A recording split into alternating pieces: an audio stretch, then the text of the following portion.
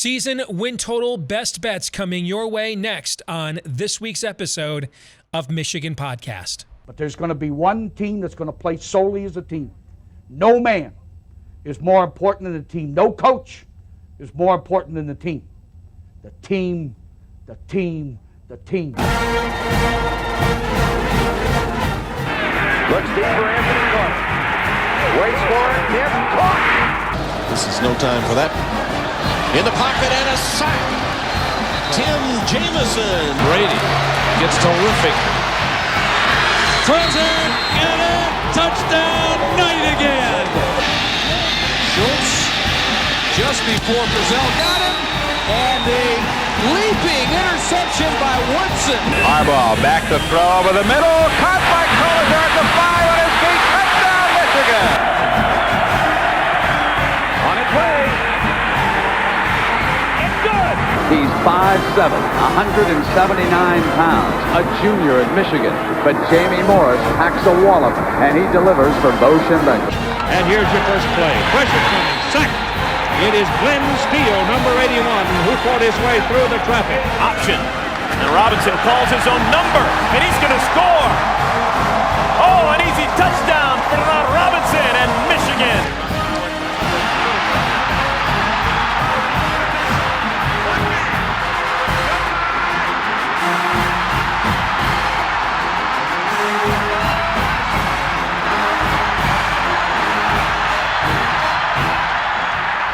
Win it. We're going to win the championship again because we're going to play as a team. And when we play as a team and the old season is over, you and I know it's going to be Michigan again. Michigan.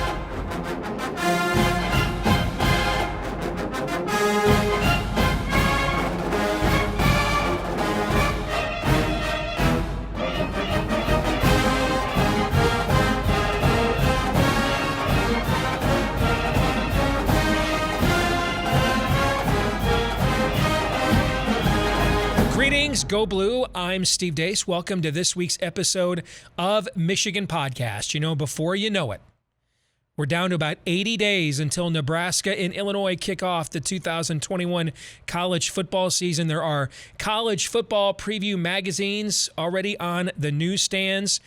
We've got NFL training camps starting in just about a month and a half. You know, we're less than 50 days until Big Ten football media days. Now in Indianapolis, we're talking about full fans in the stands, college football playoff expansion in the next couple of years. Before you know it, the most wonderful time of the year will be here once more, which is why it's the time of year to start going on the record about what we think will happen.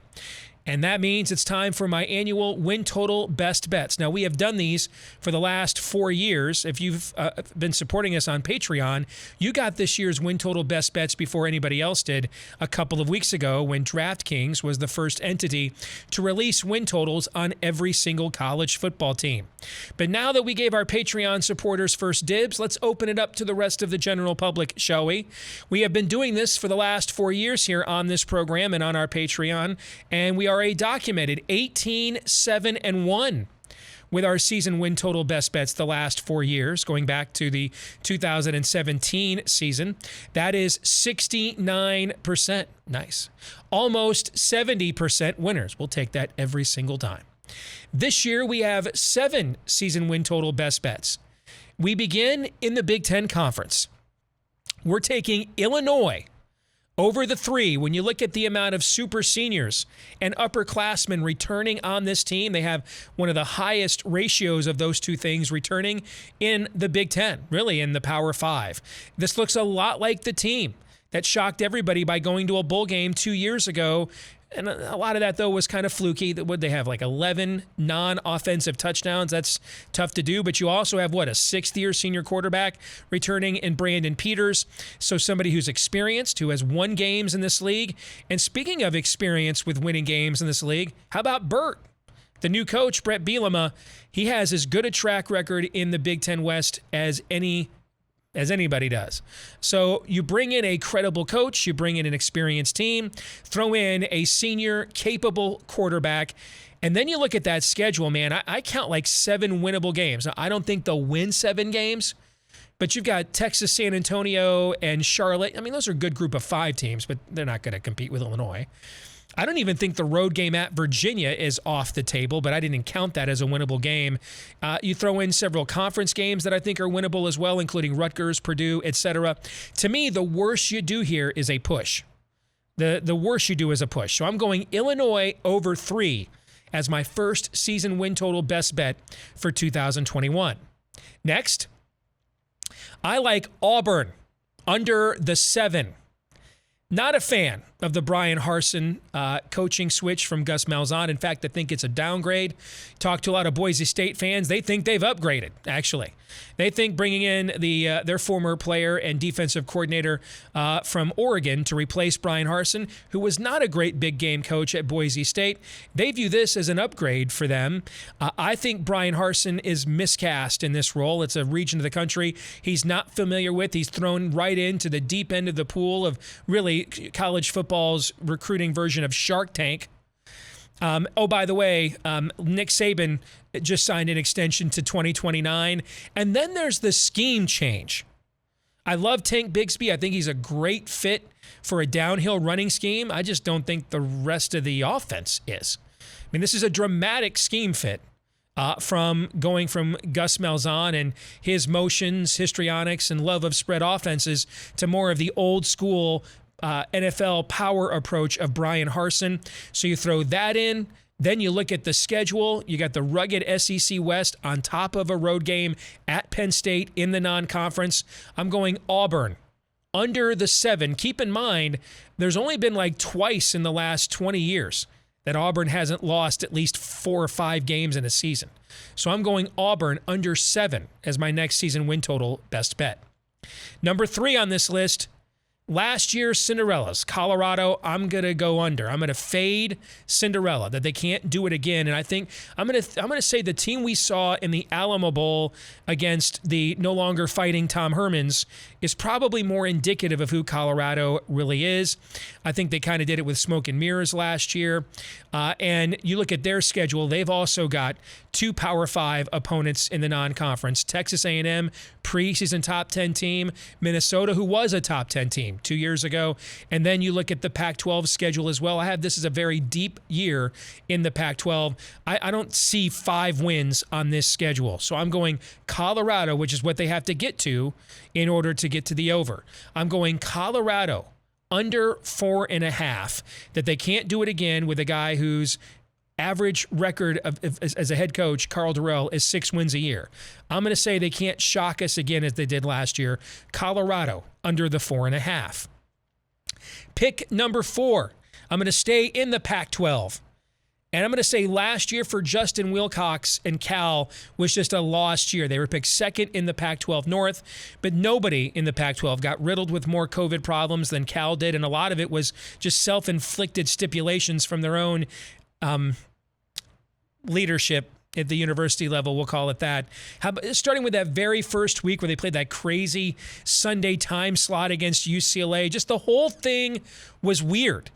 Yet Cal's roster looks a lot like Illinois'. A lot of seniors, super seniors, a lot of upperclassmen returning. You get a 4th year for Chase Garber at quarterback. And keep in mind this too. I mean, they brought Bill Musgrave in to try to upgrade the offense. And he's a proven, capable OC, but he had no spring. He had no real fall. So you're implementing a new system, a new scheme. Now he's got an entire offseason to implement his system. You know Cal's going to play some form of defense under Justin Wilcox. So I'm going to go Cal over 5.5. All I need is bowl eligibility to get the W. The next pick on this list, number 5. Let's go to the ACC. I'm going Virginia Tech under 7. And what I think is, yes, going to be Justin Fuentes' swan song there in Blacksburg. Pretty much, this was not a great team last year. It was pretty mediocre last year. And pretty much everybody that was good on that team last year is gone. The starting quarterback, the starting tailback, a lot of pieces on defense.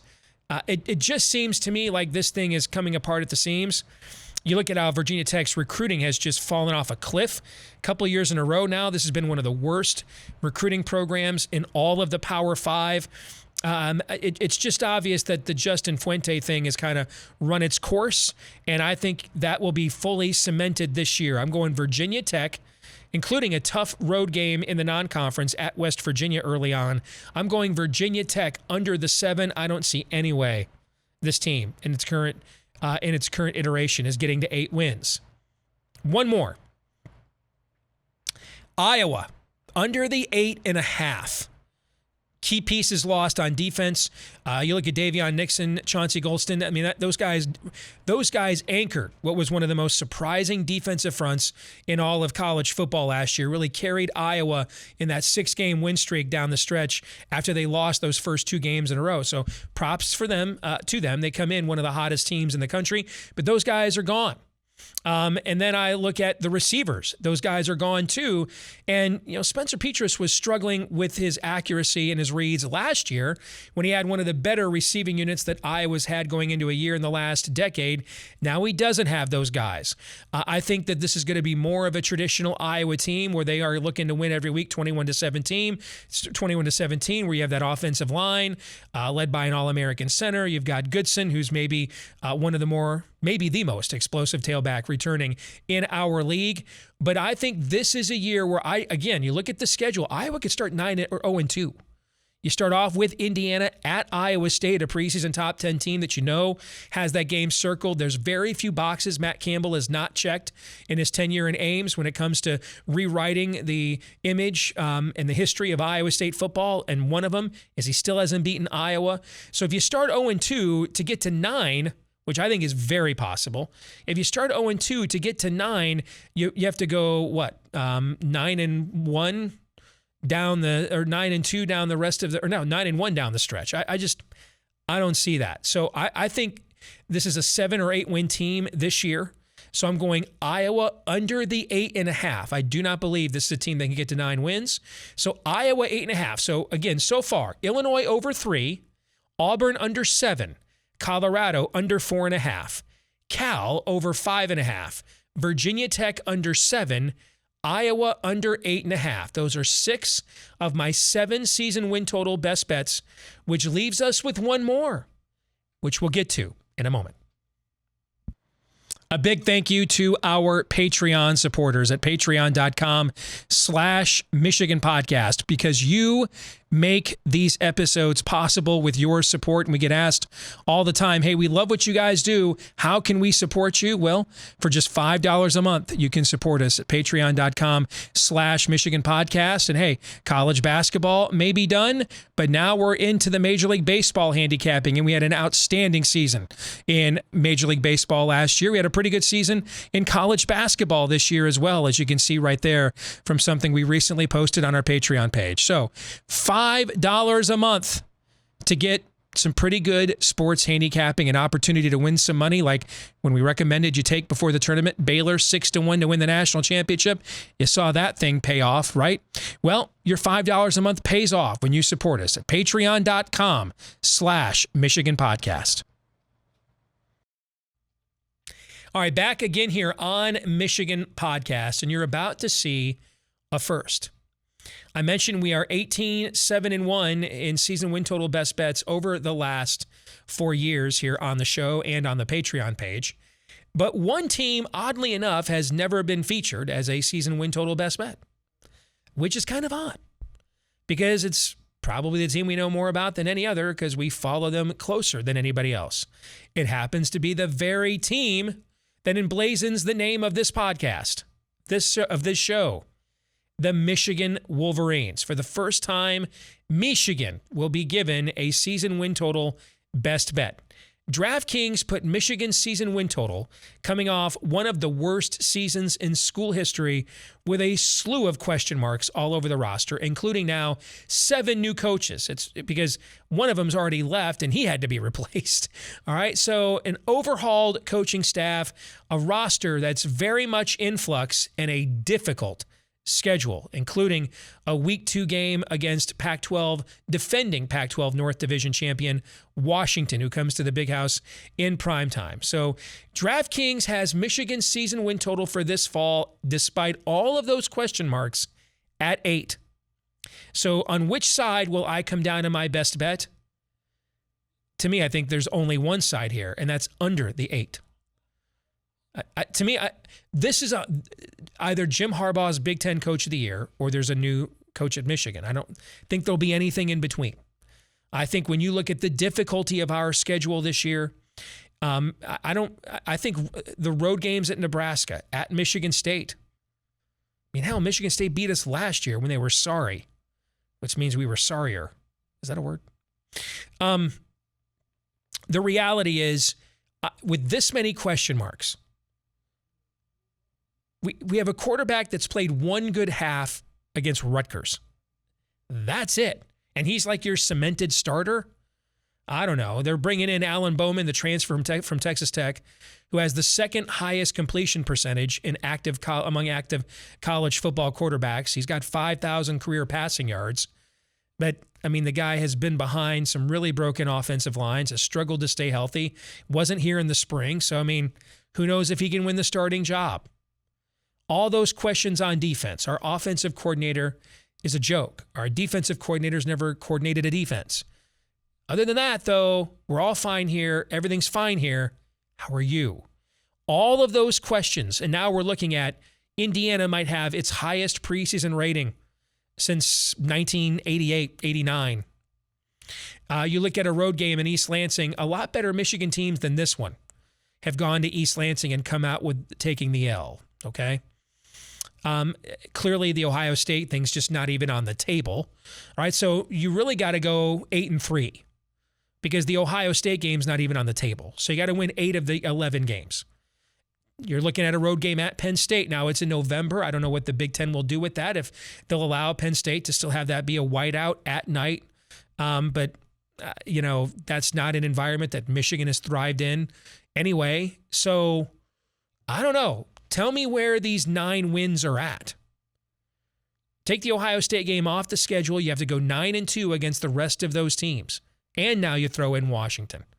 Tell me where those 9 wins are. Hell, I don't know where the 8 wins are for the push. Not with all these question marks. So I think this thing either galvanizes and kind of all comes together, and Jim is in the running for Big Ten and then maybe even National Coach of the Year with one of maybe his best season, which still wouldn't include a win over Ohio State because that's just never happening again, at least not under this coach. It's pretty obvious. So it's either that, or I think you run into reality. And that reality is we're on now what? Our 3rd different defensive coordinator. We're on our 3rd different offense. We're on our 2nd different offense. We're on our, 4th offensive line coach. And we can't get there. Despite the fact last year we had 10 guys picked in the NFL draft. We can't get there. Well, is there anything else? Anyone else? We keep changing these things out. Quarterbacks come and go. We try transfers. That didn't work. We try the guys we recruited and identified. That didn't work. So, swap out coordinators. We're on our 3rd strength and conditioning coach. Swap those guys out. What's the common denominator here? We've tried changing up everything here to get there. The one common denominator, folks, is the head coach. And I just think we have to accept that this has been a colossal disappointment. The odds are so much higher. I mean, have you looked at the November schedule? Have you looked at it? I mean, that November schedule is ridiculous. You're at Penn State. You have Indiana. You then go to Maryland in one of the worst sandwich game spots I've seen in my life. Because prior to that Penn State game, you're playing Michigan State Halloween weekend. So you have all these rugged games. You go to Maryland, which probably has its best quarterback since it's been in the Big Ten. Might have the best receiver room in the country, not except at Ohio State. Certainly it's in the top 10. We can't stop anybody in the passing game. It's a sandwich game. You're coming off this string of rugged, tough games. Ohio State is on deck. I think a winless November is possible. So yeah, sadly, and know this going in, as a fan, I'm broken. I've lost all hope. But I like being right more than anything else, okay? And if I wasn't very confident at going under the 8, it wouldn't be a best bet. So I'm with confidence and melancholy grief. Michigan under 8 is my final season win total best bet for this season.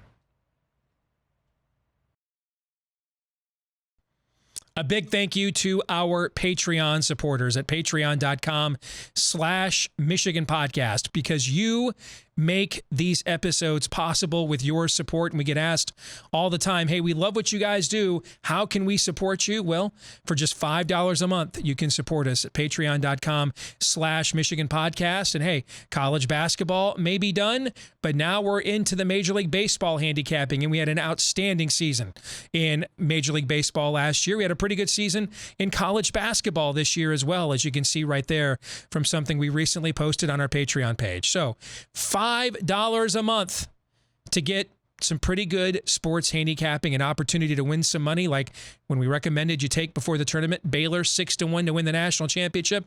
You saw that thing pay off, right? Well, your $5 a month pays off when you support us at patreon.com/Michigan Podcast. Back here on Melancholy and the Infinite Sadness, Michigan Podcast. This week's Twitter poll, we asked you to render a verdict. Michigan football has a season win total of 8 for this fall. Are you taking the over or the under? Pretty resounding verdict. 75% of you agree with me. You're on the under the 8. 25% of you have the over. I wish I could still be like you. I do. This is not a fun way to be a fan.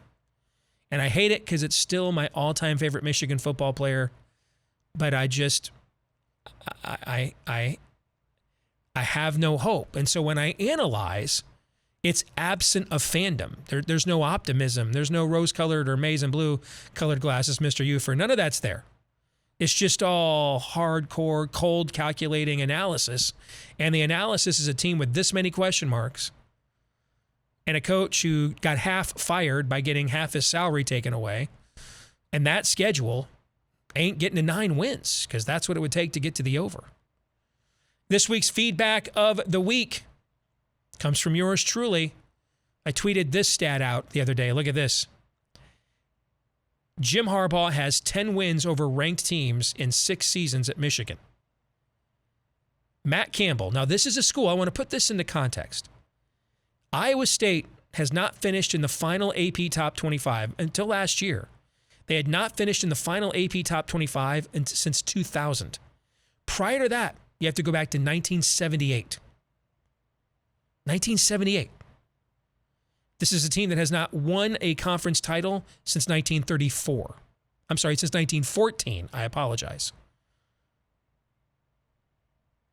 Okay, so with that historic barometer set in place, look at this stat. Jim Harbaugh has won 10 games over ranked teams in 6 seasons at Michigan. Matt Campbell has 9 wins over ranked teams in his last 4 seasons at Iowa State.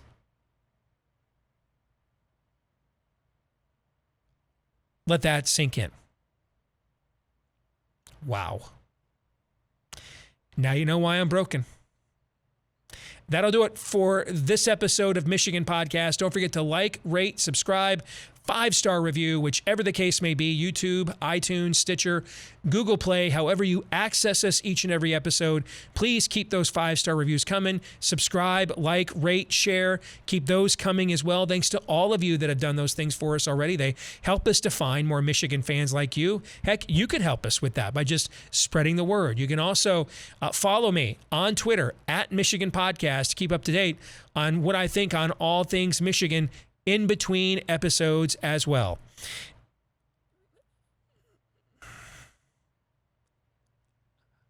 I don't like the hopelessness.